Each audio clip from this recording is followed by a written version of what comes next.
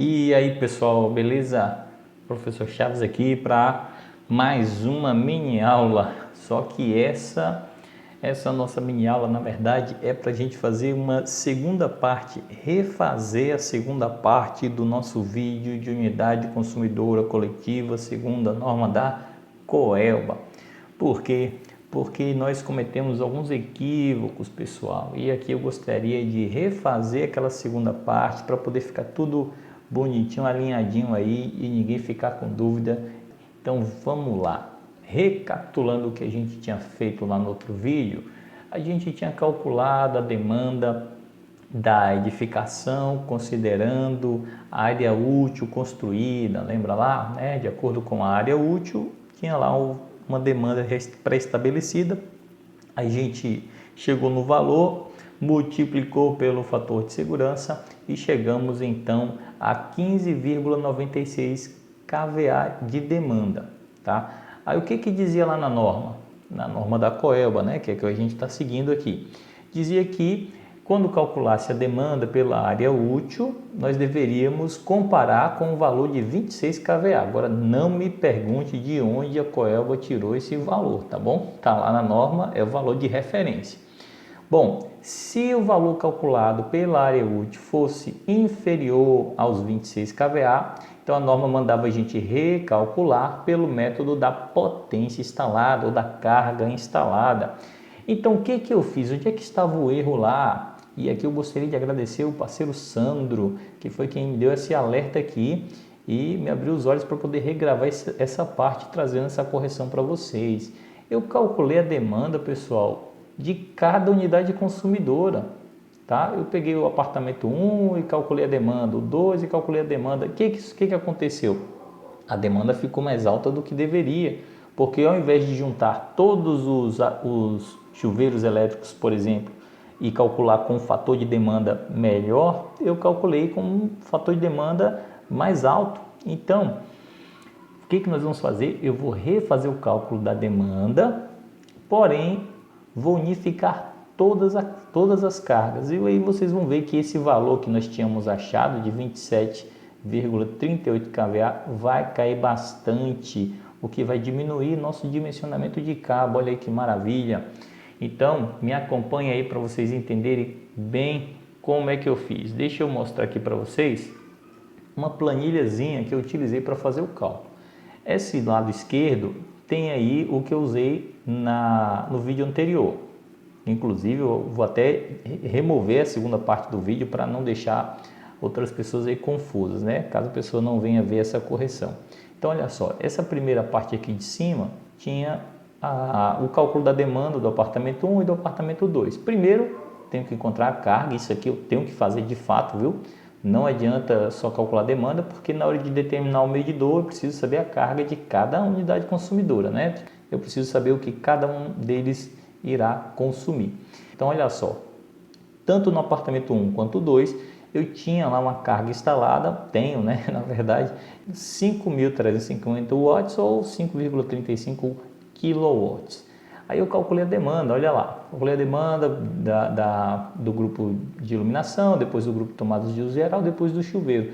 E aqui que está o problema, eu fiz isso do apartamento 1, do apartamento 2, do apartamento 3, embaixo aqui, né, do 4. Porém, se vocês me acompanharem agora, vocês vão perceber aqui, ó, que eu juntei todas as cargas, toda a iluminação dos 4 apartamentos, 48 lâmpadas de 25 watts, 600 watts no total, fator de potência unitário e fator de demanda de 0,86. Essa parte agora, pessoal, eu quero compartilhar com vocês a própria norma, tá bom? Tô aí com a tela dividida e dá para vocês visualizarem bem. Ó, unificando todas as cargas, na iluminação eu tenho uma carga de 600 watts, fator de potência unitário. Então, de onde eu tirei o 0,86? Olha aqui, ó, carga instalada de iluminação e tomadas de uso geral, né? Residências, não estou usando o tipo de ambiente, de até 1 kVA, tá bom? Então, 0,86 multiplicando, nós temos 516 mais, eu já estou jogando o fator aqui, quilo, né? Então, 0,516 kVA na iluminação total dos 4 apartamentos. Olha aí como vai reduzir. Tomadas, todas as tomadas de uso geral. Somei todas as cargas. Lembrando que essas cargas dessas tomadas eu utilizei aquele critériozinho lá da ABNT, tá? Eu atribuí uma potência mínima para as tomadas e tal, e tal, e tal. Aqui eu tenho então 12.000 watts de tomadas de uso geral. Fator de potência unitário, mais uma vez. Fator de demanda 0,45. Olha o quanto caiu. Olha o quanto caiu, tá? De onde eu tirei o 0,45? Se vocês me acompanharem aqui na norma, vocês vão ver aqui que a carga instalada superior a 10 kVA, lembrando que o fator de potência é unitário, então quilowatt e kVA vai dar a mesma coisa, então teríamos um fator de demanda de 0,45, gente, menos que a metade, menos da metade, olha aí, 0,45, 12.000 vezes 0,45, nós temos então 5,4 kVA. Chuveiro, juntamos os 6 chuveiros, tinha um no apartamento 1, um no apartamento 2, 2 no apartamento 3 e 2 no apartamento 4. O total de 6 chuveiros, de cada um de 2.500 watts. Para a demanda do chuveiro, nós usamos o quadro 6, que tem aqui 2 colunas, tá? Na verdade 3, uma com a quantidade de aparelhos e essas outras 2 que é importante observar a questão da potência dos aparelhos, tá? Como os chuveiros que eu escolhi aqui, eles tinham potência de 2.500 watts, então eles ficam nessa coluna de até 3,5 kVA, tá? Se fosse com potências superiores, teríamos que usar da direita. Então, 6 aparelhos com potência até 3,5 kVA, e nós usamos então os 59, tirando o operador porcentagem 0,59, dando para a gente aqui então uma demanda de 4,425 kVA para os chuveiros. Olha o quanto reduz, de 7.500 vem para 4.425. E por fim nós tínhamos um ar-condicionado em cada apartamento, o 3 e o 4, né? E então 2 ar-condicionados no total, a potência eu peguei da própria tabela, 1.100 watts, e o fator de potência eu peguei do fabricante, certo? Peguei do fabricante porque a própria norma orienta a fazer isso. Nesse caso, vocês vão ver aqui, ó, que para ar-condicionados, nós temos aqui o quadro 7, de 1 até 10 aparelhos, o fator de demanda é 100, então isso não vai alterar, os 1.100 para cada um continua sendo, então como nós temos aqui o fator de potência, a potência ativa passa para a potência aparente, então sobe um pouquinho por conta aí do fator de potência, tá? Por isso que no total aqui dá 2.500 ou 2,5 kVA de demanda máxima, tá bom? Somando tudo, nós temos por fim uma demanda máxima de 12.841. Lembrando aqui, pessoal, que o objetivo de calcular a demanda é tentar obter um valor mais próximo da realidade de acordo com o que a pessoa vai consumir. Na prática, as 48 lâmpadas não estarão ligadas ao mesmo tempo. Toda a carga de tomada não estará sendo utilizada na sua totalidade. O fator de demanda então traz a realidade aí do consumo. Vamos voltar aqui para o nosso slide. E nesse caso agora, olha só, o que dizia lá? Que era para comparar o valor calculado feito com o método da área útil com esses 26 kVA, se a potência lá encontrada, a demanda lá encontrada fosse inferior, recalcular pelo método da potência instalada, que foi o que a gente fez agora com essa correção. Bom, quando a gente calcular pelo método da potência instalada, novamente a gente compara e utiliza o menor valor. Olha aí o que diz, o menor valor entre o método da potência instalada e os 26 kVA, que é o valor de referência, como sendo previsto para a carga. Olha aí a comparação. A demanda dos 4 apartamentos deu agora 12,841 kVA, enquanto que o valor de referência é 26. Professor, mas será que isso está certo? Não há diferença muito grande? Gente, se a gente olhar lá no início, O valor calculado pelo método da área útil deu 15,96, certo? 15,96. Agora nós achamos um valor de 12,841. Então, se vocês observarem bem, está próximo da realidade, não tem nada assim discrepante não, está dentro do que é real mesmo. Então, a gente pode confiar nesse valor. Bom, pessoal, com base então na informação que nós chegamos, nós percebemos lá que ficamos aqui abaixo de 20 kVA.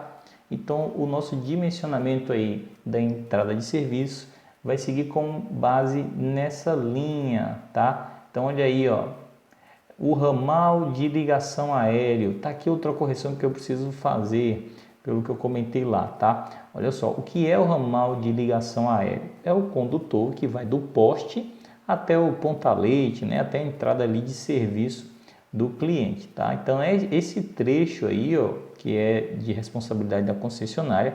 O condutor será aí um condutor de 10 milímetros, certo? 3 vias de 10 milímetros para o fase e uma via ali para o neutro, cabo multiplexado trifásico. Agora aqui, o ramal de entrada é o que vai ali lá do ponta-leite, da entrada de serviço até o medidor, certo? Então, sendo ele subterrâneo ou embutido, certo? Olha aí, a seção em milímetros tem que só observar o tipo de isolação. Olha aí, 10 milímetros se for XLPE e 10 milímetros se for PVC. Então não muda, tá? Condutor ali que vai do ponta-leite até o quadro de distribuição geral, que a gente chama de barramento. Beleza? Bom, aí temos o eletroduto, se for de PVC 40 milímetros, se for de aço 32 milímetros, disjuntor de 50 amperes e é um disjuntor tripolar, porque ele vai no quadro de barramento ou quadro de distribuição geral, como a norma chama, tá bom? Então, feita aqui essa observação também, a gente pode passar aqui, para confirmar essa outra parte. Isso aqui não muda. Do quadro de distribuição geral, do barramento, até o medidor do apartamento 1 e apartamento 2, continuou naquele mesmo dimensionamento que nós tínhamos visto lá no vídeo anterior. Tá? Como a carga instalada ficou um pouquinho mais de 5.100, ficou 5.350. Olha só, o eletroduto 25 milímetros, o condutor 16 milímetros, disjuntor 70 amperes, lembrando que aqui é monopolar, tá? O cabo para aterramento 16 milímetros, eletroduto 20, tá? Isso aqui eu quero fazer uma observação mais adiante. Caixa monofásica. E o apartamento 3 e 4, nós temos aqui um pouquinho mais de 10, né? 10.450 watts. Então, ficamos aqui com eletroduto de 40, o condutor de 16 milímetros, sendo 2 fases e um neutro, disjuntor de 60 ou de 63 bipolar, condutor para aterramento mesmo, né, 16 milímetros e o eletroduto para aterramento 20. Então, pessoal, aqui nós temos então um diagrama apenas ilustrando o que seria lá a nossa entrada de serviço, né, onde nós temos o quadro de distribuição geral. Esse eletroduto aqui seria o ramal de entrada, tá bom? Daqui para fora seria até lá o poste, o ramal de ligação, né, da concessionária. Esse aqui seria o quadro de distribuição geral, o barramento, e aqui distribuindo para os medidores individualmente, tá? Seguindo o que a gente viu nas tabelas anteriores, tá certo? A questão do eletroduto, a questão do diâmetro dos cabos de cada um e por aí vai, tá? O disjuntor, tudo direitinho, beleza? Que é bem tranquilo, é só seguir a tabela lá. Agora eu queria acrescentar algo que eu tinha comentado, mas não tinha falado com mais clareza. Olha só, nesse caso, o que diz a norma sobre aterramento? Lá diz o seguinte, que nas unidades aí atendidas na atenção secundária, o quadro de distribuição geral e os quadros de medição devem ser aterrados e conectados através de posto de inspeção, conforme o detalhe lá do anexo 3, o desenho 35. Então, se você pode ir lá baixar a norma para dar uma olhadinha nesses desenhos, mas aqui diz o seguinte, que a gente pode fazer esse aterramento em malha de terra formada por no mínimo 3 hastes. Então, o que acontece, gente? Como a gente vai ter normalmente esses quadros bem próximos um do outro, não seria tão eficaz aí colocar uma haste em cada medidor desse, tá? Então o que a própria norma recomenda? Aterrar o neutro com uma malha de aterramento com no mínimo 3 hastes, e aqui eu quis ilustrar isso para vocês. Porque se aqui eu tenho um neutro geral, né, um neutro principal, a chegada do neutro, e eu faço um bom aterramento, uma malha de aterramento, lembrando que aí o espaçamento mínimo entre uma haste e outra tem que ser pelo menos o comprimento de uma haste, tá bom? Então eu coloco aqui, faço esses três aterramentos com os seus respectivos postos de inspeção, como diz lá, né? Tem que ter acesso, né? Tem que ter uma tampa acessível para que seja possível inspecionar aí a conexão, tudo direitinho. Então você aterra o neutro que vai para os medidores, já está aterrado, já está aí com a proteção garantida conforme a própria concessionária solicita. Então, já tirando a dúvida de alguns que me perguntaram sobre isso, já fecho aí para vocês. E mais uma vez agradeço aí a compreensão, a participação de vocês e até o nosso próximo vídeo.